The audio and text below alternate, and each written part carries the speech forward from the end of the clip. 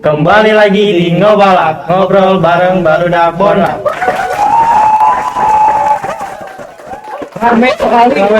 Ramai sekali, luar biasa ya. Soalnya Banyak ini ya. di depan kita ada tamu yang sangat spesial ya. Iya, Bang. Ya kebetulan di depan kita sudah kedatangan bintang tamu dari P2TP2A Dan dari Ibu Yuki.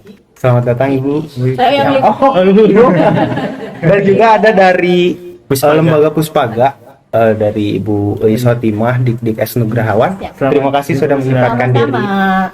Ya, Bu, untuk awal-awal kita ingin nanya, apa sih P2TP2A itu teh dan Puspaga itu teh lembaga apa sih? Gitu. Ada tehnya loh. Ada tehnya. Biar nyunda banget ya. Ya, Ya, berarti tanya ke saya dulu ya, kalau Ya, P2 boleh. TP2A. Baik, perkenalan dulu. Saya Yuki Agustia Kusmala. Saya psikolog di P2 TP2A. Nah, pertanyaannya tadi adalah apa sih P2 TP2A teh? ya, betul. Jadi itu adalah pusat pelayanan terpadu pemberdayaan perempuan dan anak gitu ya. Tapi khususnya untuk P2TP2A ini yang dia adalah lembaga di bawah dinas DP3AP2KB, ya, panjang pisan lah ya. Cari aja ya, di Kota Cimahi atau naon.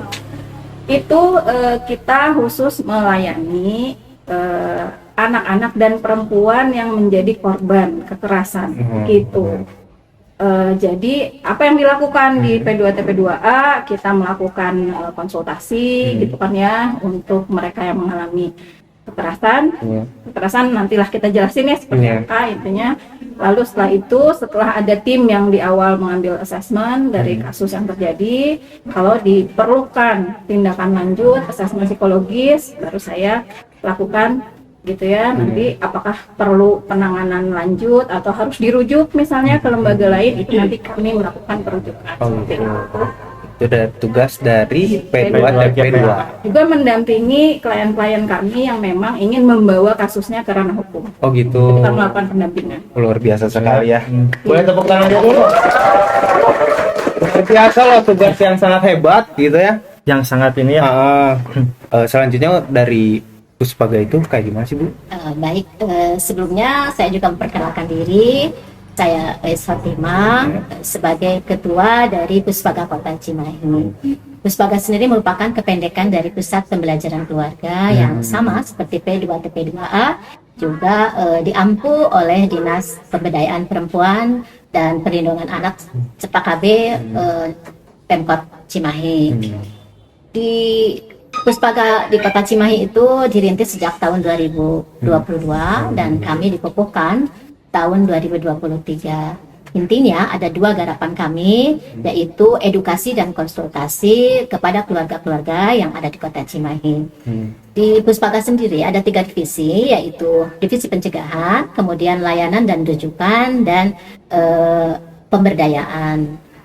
Tugas inti sebetulnya secara garis besar dari Puspaga ini adalah untuk sosialisasi dan mengedukasi keluarga-keluarga yang ada di Kota Cimahi, bagaimana tentang pola asuh kepada di dalam keluarga untuk edukasi. Untuk konsultasi sendiri, ketika kami menemukan keluarga yang ingin berkonsultasi memiliki masalah, itu kami mempunyai divisinya, yaitu divisi layanan dan rujukan.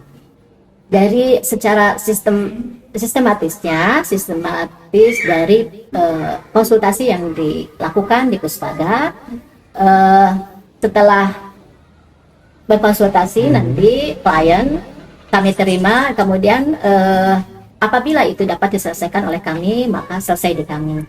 Tetapi untuk selanjutnya jika diperlukan pelayanan lebih lanjut atau penanganan lebih lanjut, itu nanti kami akan menyalurkannya atau merujuknya kepada DP3 kepada P2TP2A atau ke rumah sakit atau ke lembaga-lembaga lain yang dirasakan memang tepat untuk kasus yang dialami oleh klien seperti itu. Gitu. Berarti Pak Andi berarti ada tingkatannya berarti ya Bu ya dari. Betul. Jadi kami tidak melakukan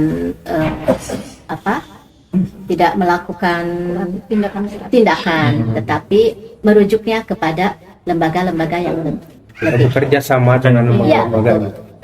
Berarti P2 TP2A sama Puspaga itu bekerja sama gitu. Bekerja sama, ya, berkaitan. Oh gitu. Ya. Langsung untuk Ibu Yuki mungkin ya. Iya. ke Bu Yuki. Apa kiat-kiat Ibu agar keluarga kita dapat menjadi keluarga yang harmonis? Ibu Yuki. Ibu Yuki teh? Ibu ya? Iya. Ibu Yuki, Ibu. Iya, ibu ya. Iya, Saya Yuki, coba buat Bu Is. Puspaga apa buat P2 TP2 dulu nih? Buat Untuk Puspaga. Puspaga kayaknya kalau Puspaga ya kayaknya. Keluarga. ke Uis ya. Yes. baik. Tadi pertanyaannya teh, saya juga pakai teh. Betul. Apa kiat-kiat Biar nyalse agar gitu. keluarga kita dapat menjadi keluarga yang harmonis? Iya. Oke. Yang pertama, ketika kita membangun sebuah keluarga, alhamdulillah ya, dinas kita boleh tua, P2 TP2 dan dinas DP3. Dinas Pemberdayaan Perempuan dan Anak sekarang sedang menggencarkan yang namanya pembinaan terhadap calon pengantin. Itu saya sangat mengapresiasi. Kenapa? Ketika kita akan membangun sebuah keluarga, tentu diperlukan sebuah kesiapan. Apa yang dilakukan oleh Dinas Pemberdayaan Perempuan adalah sebuah langkah tepat, mempersiapkan remaja-remaja yang akan melangsungkan pernikahan supaya mereka siap. Karena pernikahan itu bukan hanya berlandaskan cinta. Iya. Mereka harus matang, harus siap secara mental, ekonomi, sosial, fisik juga ya. Jadi yang pertama yang harus dilakukan untuk membentuk keharmonisan keluarga tentunya adalah kesiapan dari seorang calon pembentuk keluarga itu, yaitu para pengantin itu. Kemudian mereka harus juga memiliki modal parenting. Modal parenting juga modal pengetahuan tentang bagaimana cara melakukan hubungan yang baik dengan istri, dengan suami, dengan keluarga dari kedua belah pihak. Dan yang inti, mereka itu harus memiliki pengetahuan tentang peran dan fungsi masing-masing di dalam keluarga. Fungsi ibu apa? Fungsi istri apa? Fungsi ayah, fungsi suami itu apa? Dan fungsi anak, perannya itu seperti apa, hak dan kewajibannya.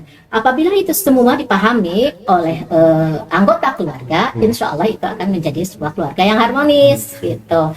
Yang terjadi apabila anggota keluarga tidak memahami dan tidak menjalankan peran dan fungsinya, mungkin akan terjadi disharmonis gitu dalam keluarga.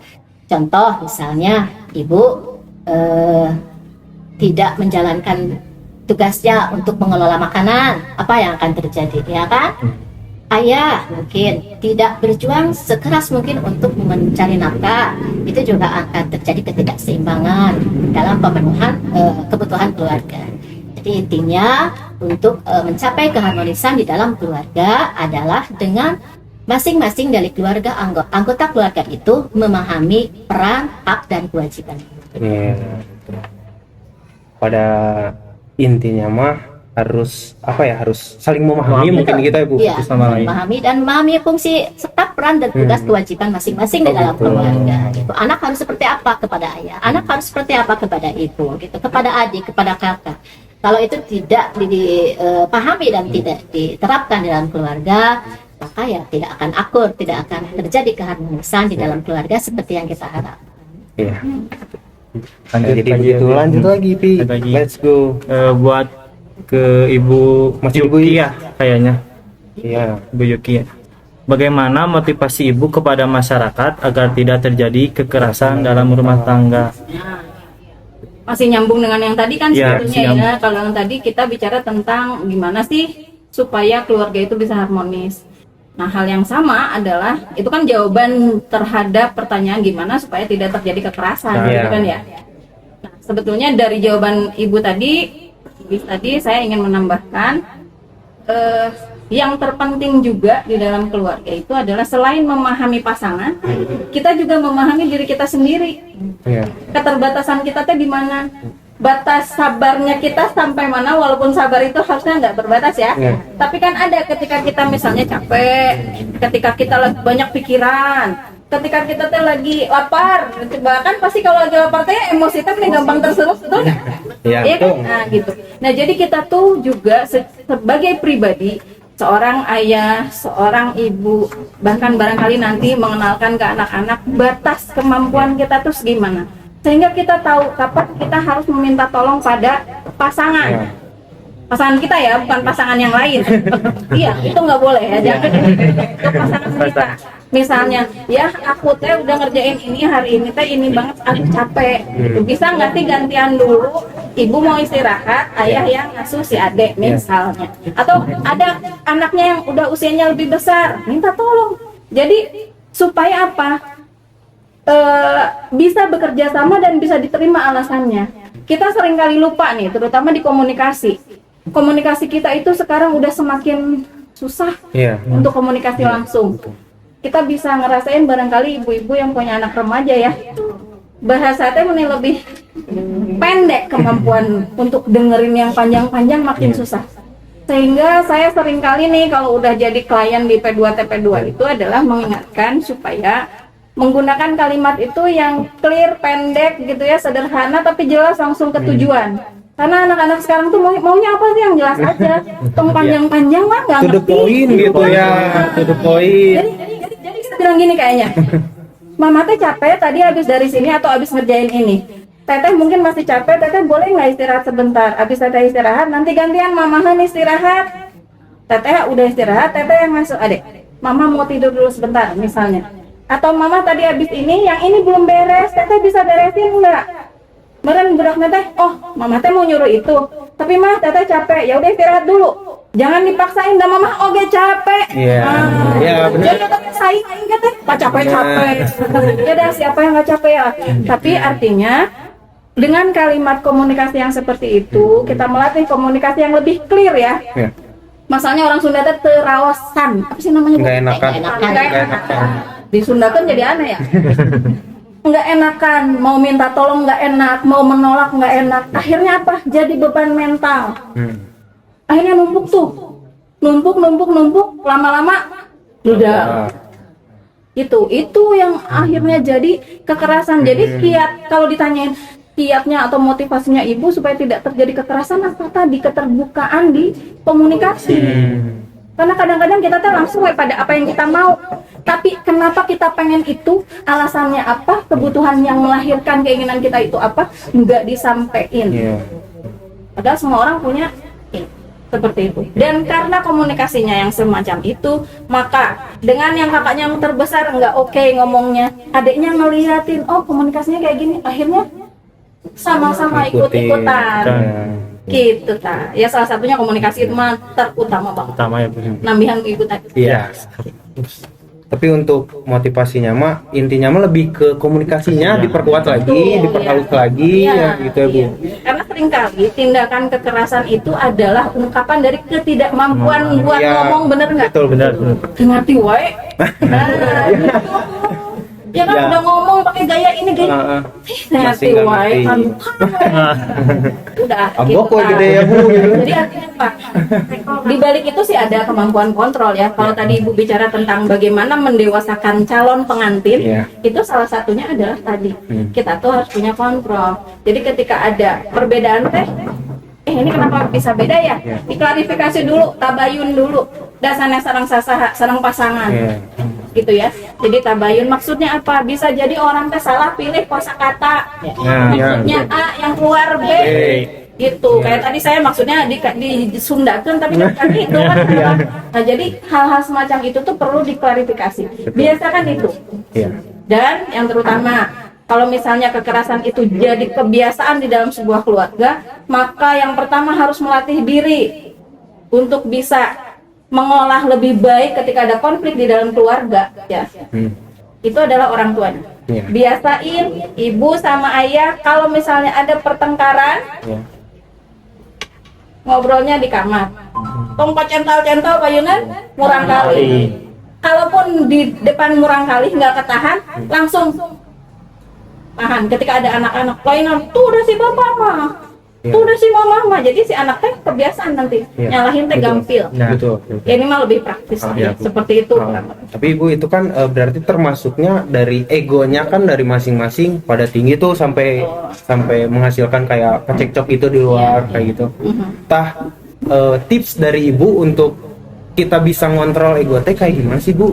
Ya, salah satu tipsnya, salah satunya adalah kesadaran bahwa yang lagi kita obrolkan ini, yang lagi kita pertengkarkan ini sebetulnya tujuannya untuk apa? biasanya jarang sekali orang punya tujuan yang jelek, betul nggak? Iya. Pas saya teh awalnya mah pengen ngasih tahu, Iya. pengen ngobrol baik-baik betul. gitu kan, cuman karena kondisinya salah, kitanya juga lagi nggak oke, akhirnya yang tadinya mau baik-baik itu jadi buruk-buruk kalau luar teh gitu. Ngomongnya salah, ekspresinya salah, Iya. jadi maksudnya tegitunya tapi nah apa misalnya gitu kan, akhirnya hal-hal remeh Oh, iya, gitu, betul. melotot, ya motrot, ngomongnya intonasinya tinggi, Iya. kalau ayahnya kalau ibu ngomongnya pelan nggak didengerin, misalkan berarti awalnya mah bukan mau berantem, cuman karena kebiasaan kalau mau ngomong teh abalieur misalnya gitu, hal-hal kecil awalnya. Nah jadi tipsnya ya perhatikan gesture kita, gitu ya, omongan kita, dan ini teh memang perlu dilakukan dalam kondisi sadar, dalam kondisi kita nggak terlalu capek. Itu makanya perlu waktu-waktu yang memang oh iya ini teh kita lagi ngomongin tentang keluarga, tentang visi keluarga itu yang punya adalah ibu dan ayah. Murang kali mah ngiringan. Paling nanti setelah mereka besar, mereka berani untuk protes. Nah, mama mah kieu, nah si bapak mah kieu, mah lamun kieu kan gitu ya. Dan ungkapan anak itu adalah feedback buat ayah dan ibu. Nah, masalahnya seberapa sadar juga ayah dan ibu ketika anak-anak protes itu menjadi feedback. Seringkali protesnya dianggap kekurang ajaran. Nah, apalagi dengan anak sekarang ya, ngomongnya teh kan be aja. Itu weh gitu. Jadinya nggak jadi informasi gitu ke orang tua teh. Ini perlu tahu juga ya kalian ya. Bukan cuman kalian yang pengen orang tua teh ngomongnya clear. Orang tua guys sami. Kamu teh maksudnya apa tuh jamotrot judat jadat kagugukeun panto? Maksudnya ternyata gitu kan ini panto mah teu nyarios gitu kan. Nah jadi kok balik lagi ke komunikasi. Dan kalau lagi marah stop dulu, udah masing-masing keluar di kamarnya atau keluar dulu, udah reda baru ngomong lagi. Menenangkan dulu. Menenangkan diri. Soal untuk itu tidak ada kekerasan. Lanjut ya Bu ya. Lanjut lagi. Untuk keduanya berarti ini. Untuk keduanya Bu. Program dari Puspaga dan P2TP2A Kota Cimahi terkait kekerasan dalam rumah tangga dan trafficking. Apabila ada penemuan kasus tersebut, terus apa yang ditindaklanjutinya? Tadi sudah disampaikan bahwa kami secara inti ada dua fungsi, yaitu edukasi dan layanan. Ya. Jadi untuk pencegahan kekerasan ini tentu kami melakukan sosialisasi dan edukasi kepada masyarakat, khususnya kepada perempuan, pada keluarga juga.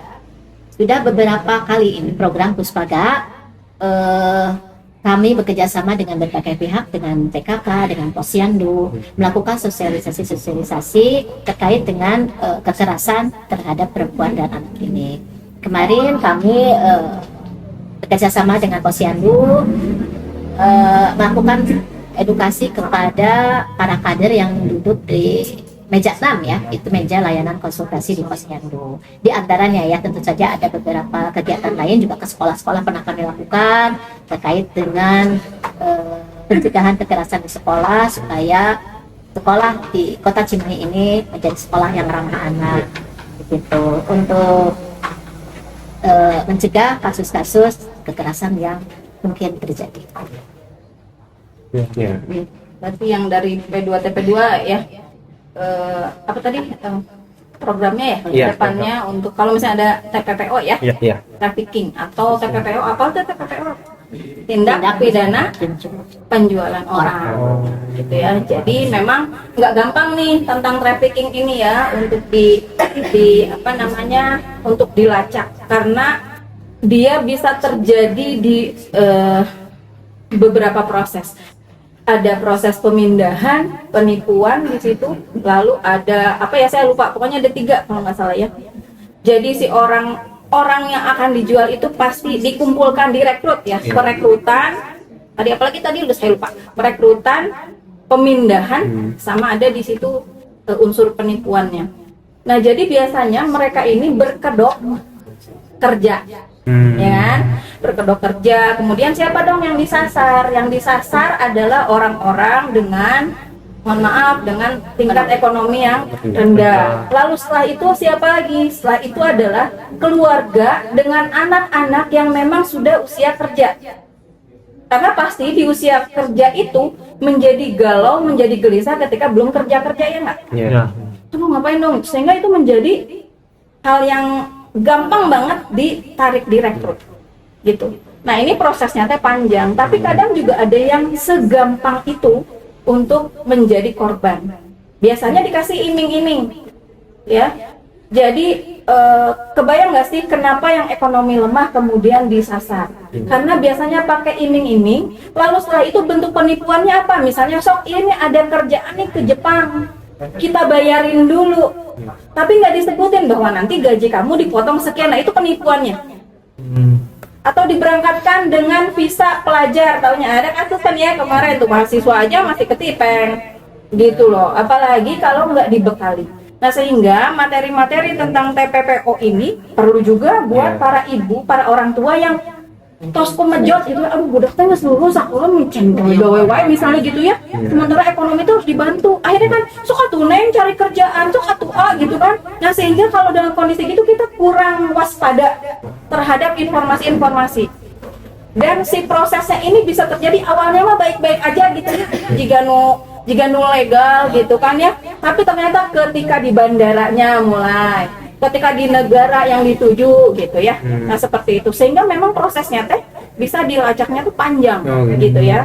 TPPO itu. Hari nu jelas-jelas open BO dan gitu-gitu banyak pos puguh. Berarti yang penjualannya yang mana? Yang mucikarinya gitu ya. Nah, jadi juga harus hati-hati ya. Kasus-kasus di P2 TP2A yang terjaring sama kita atau yang melapor ya, karena memang harus yang melapor gitu, nggak bisa kita kerusukan milarian itu ayat cerita kayak gitu ya. P2 TP2A harus yang melapor. Nah, itu tuh juga ada beberapa yang awalnya kisah percintaan ya, awalnya percintaan tapi kemudian karena tidak salah ya, namanya juga bocil-bocil ya, galau gitu, harus bertanggung jawab tapi kemudian belum waktunya.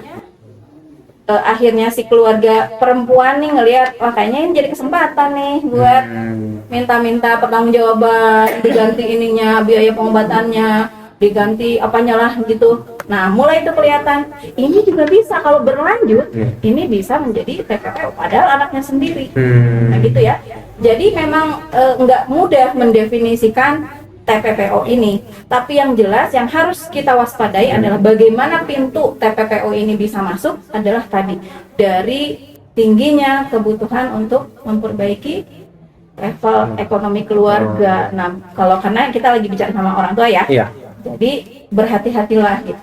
Jadi yang aman gimana dong menghindari TPPO?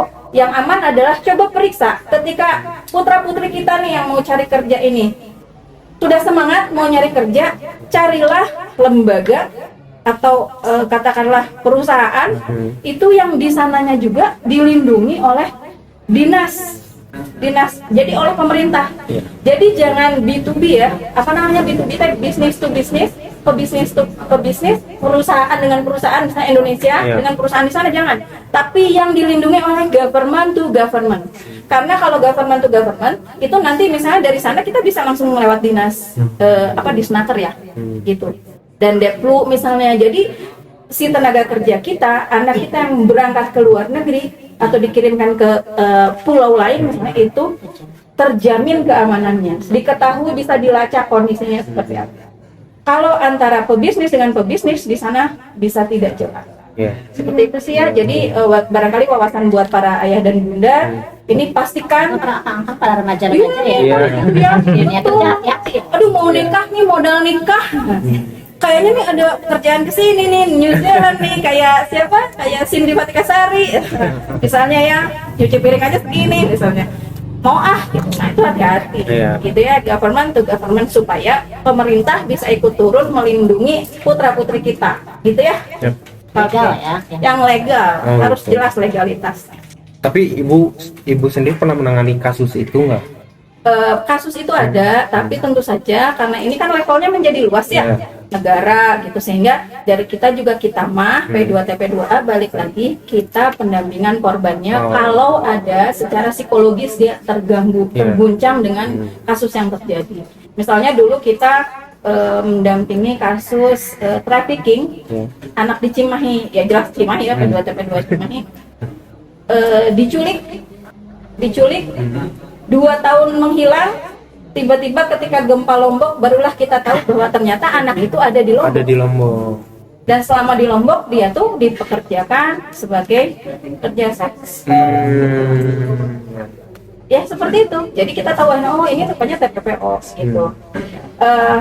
Kita jelas tidak bekerja sendiri. Kita harus lapor ke mana, ke kepolisian. Menjelang nanti kepolisian juga dia akan merunut lagi. Ini siapa yang memberangkatkan, perorangan atau lembaga? Nanti lembaganya dilakukan kayak gitu. Oh, melebar lah itu mah. Melebar, iya. Ini mah udah lintas ini ya, lintas sektor dan lintas negara bisa jadi kayak gitu.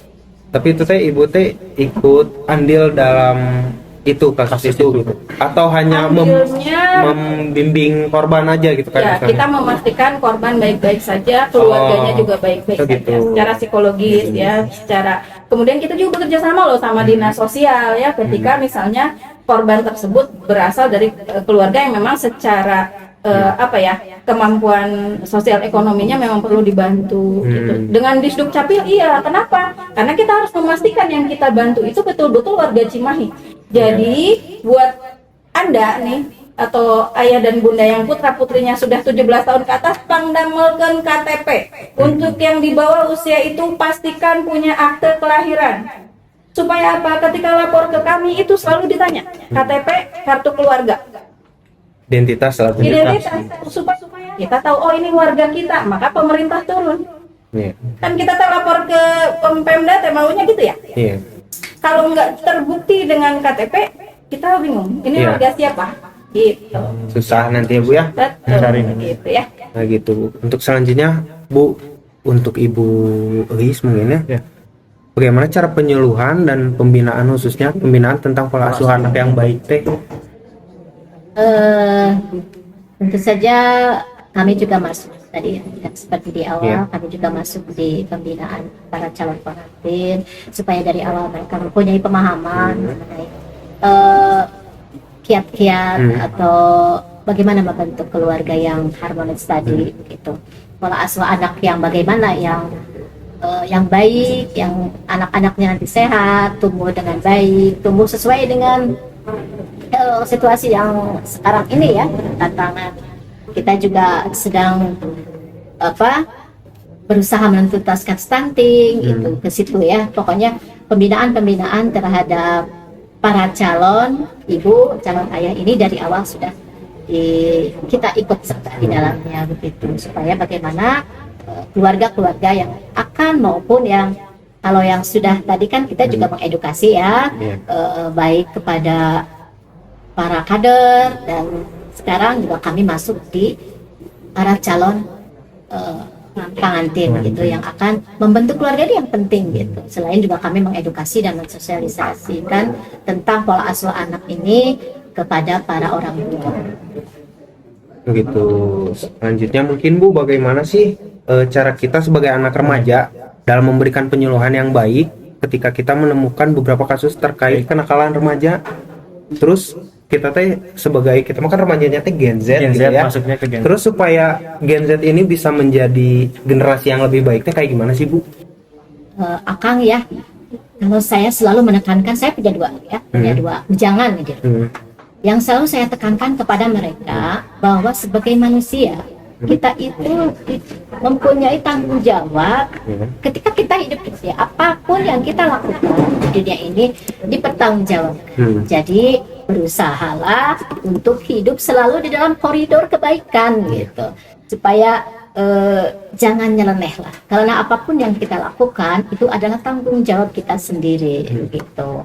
Jadi kalau itu setiap keluarga bisa, yang mempunyai remaja khususnya ya, sudah menekankan dan menerapkan itu kepada anak-anaknya, ya insya Allah bahwa hidup itu kita bertanggung jawab gitu terhadap diri kita sendiri.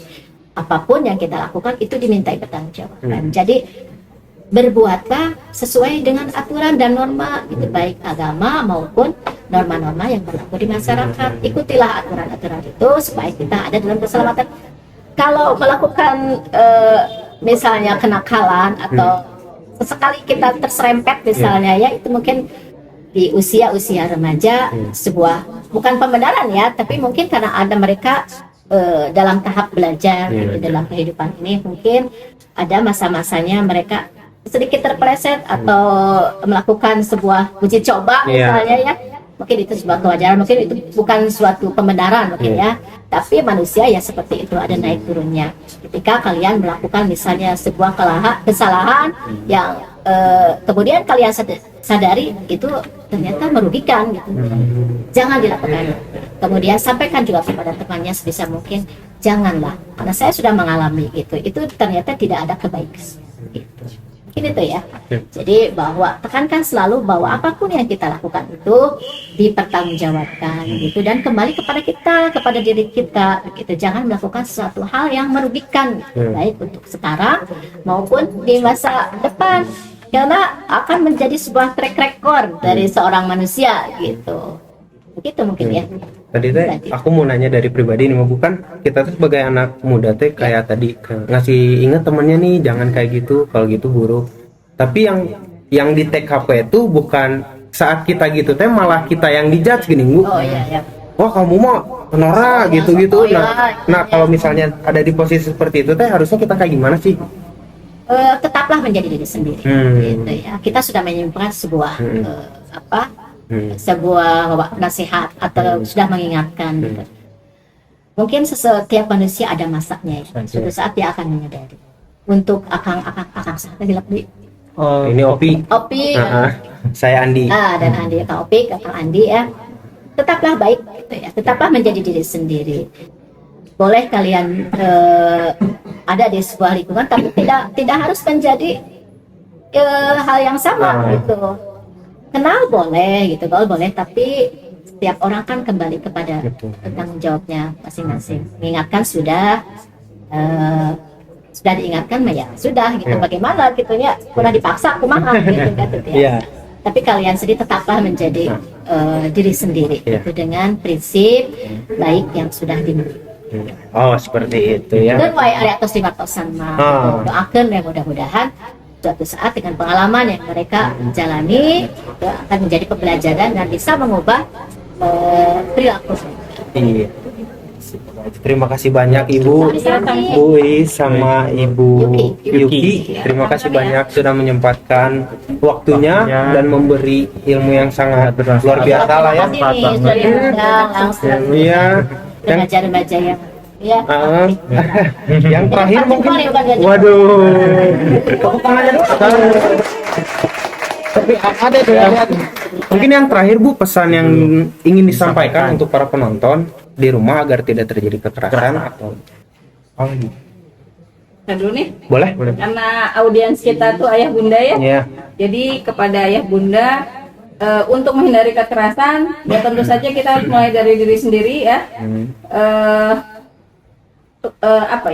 Menjadi orang tua itu tegas ya, tapi bukan galak. Firm ya, itu beda sama galak. Tegas itu kita tetap dengan apa yang kita maksudkan, dan kita betul-betul kelihatan bersungguh-sungguh bahwa kita menginginkan anak kita melakukan itu. Itu tegas, nggak perlu dengan marah ya, dan itu hal yang berbeda.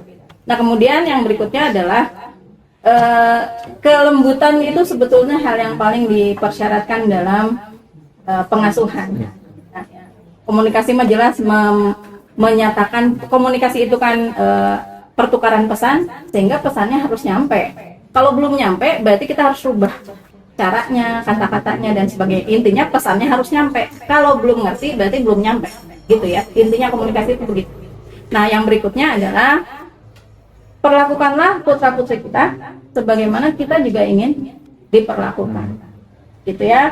Karena walau bagaimanapun orang tua adalah model, orang tua adalah teladan, sehingga apa yang kita katakan harus kita lakukan, yang kita lakukan itulah yang kita katakan sebagai contoh kepada putra-putri kita, gitu ya.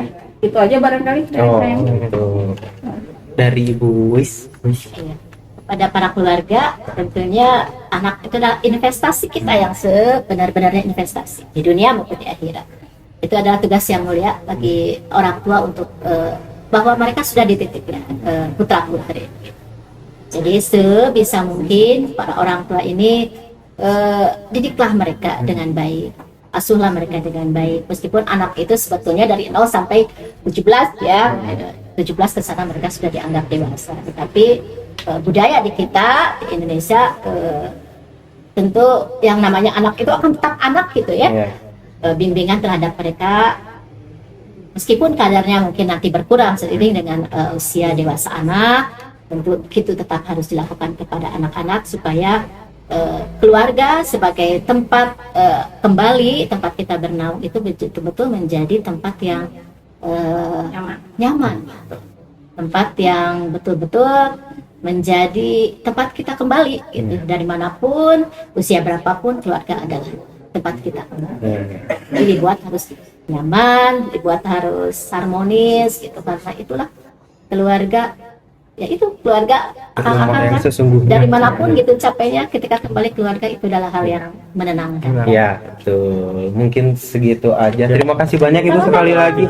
Jadi buat penonton jangan lupa di apa, Pik? Di like, comment, and subscribe.